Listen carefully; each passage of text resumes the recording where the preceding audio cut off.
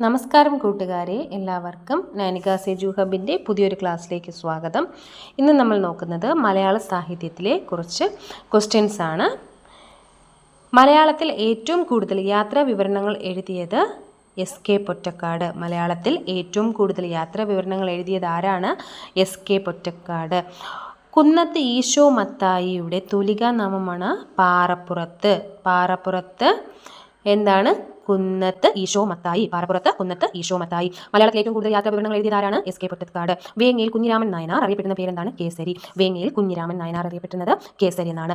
കേരളത്തിലെ ആദ്യത്തെ മിസ്റ്റിക് കവി ആരാണ്? കേരളത്തിലെ ആദ്യത്തെ മിസ്റ്റിക് കവി ജി ശങ്കരക്കുറുപ്പ്. കേരളത്തിലെ ആദ്യത്തെ മിസ്റ്റിക് കവിയാണ് ജി ശങ്കരക്കുറുപ്പ്. തകഴിയുടെ ഏറ്റവും വലിയ നോവൽ ഏതാണ്? കയർ. തകഴിയുടെ ഏറ്റവും വലിയ നോവലാണ് കയർ. മലയാളത്തിൽ മഹാകാവ്യം എഴുതിയ ഏക കവയത്രിയാണ് സിസ്റ്റർ മേരി ബെനിഞ്ച.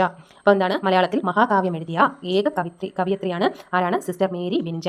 അത് കുട്ടനാടിന്റെ ഇതിഹാസകാരൻ ആരാണ്? തകഴി. കുട്ടനാടിന്റെ ഇതിഹാസകാരൻ എന്നറിയപ്പെടുന്നത് ആരാണ്? തകഴിയാണ്. ആദ്യമായി എഴുത്തച്ഛൻ പുരസ്കാരം നേടിയ നോവലിസ്റ്റാണ് തകഴി. അപ്പോൾ ആദ്യമായിട്ട് എഴുത്തച്ഛൻ പുരസ്കാരം ലഭിച്ച നോവലിസ്റ്റാണ് തകഴി. തുടിക്കുന്ന താളുകൾ ആരുടെ ആത്മകഥയാണ്? തുടിക്കുന്ന താളുകൾ ചങ്ങമ്പുഴ.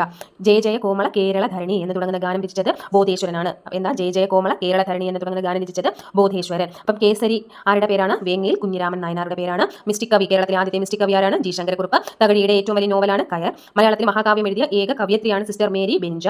പിന്നെന്താണ്? കുട്ടനാടിന്റെ ഇതിഹാസകാരൻ എന്നറിയപ്പെടുന്നത് ആരാണ്? തകഴി. ആദ്യമായിട്ട് എഴുത്തച്ഛൻ പുരസ്കാരം നേടിയ നോവലിസ്റ്റാണ് തകഴി. തുടിക്കുന്ന താളുകൾ ആരുടെ ആത്മകഥയാണ്? ചങ്ങമ്പുഴയുടേതാണ്. പിന്നെ ജയ ജയ കോമള കേരള ധരണി എന്ന് തുടങ്ങുന്ന ഗാനം രചിച്ചത് ബോധേശ്വരനാണ്.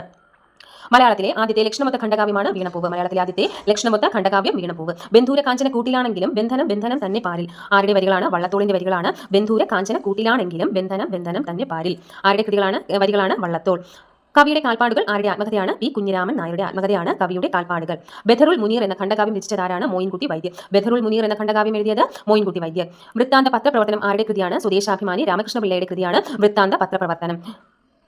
ക്ഷീരമുള്ളോരകിടിൻ ചുവട്ടിൽ ചോര തന്നെ കൊതുകിൻ കൗതുകം എന്ന് പാടിയത് കുഞ്ചൻ നമ്പ്യാരാണ്. ക്ഷീരമുള്ളോരകിടിൻ ചുവട്ടിലും ചോര തന്നെ കൊതുകിന് കൗതുകം. ആരാ പാടിയത്? കുഞ്ചൻ നമ്പ്യാർ.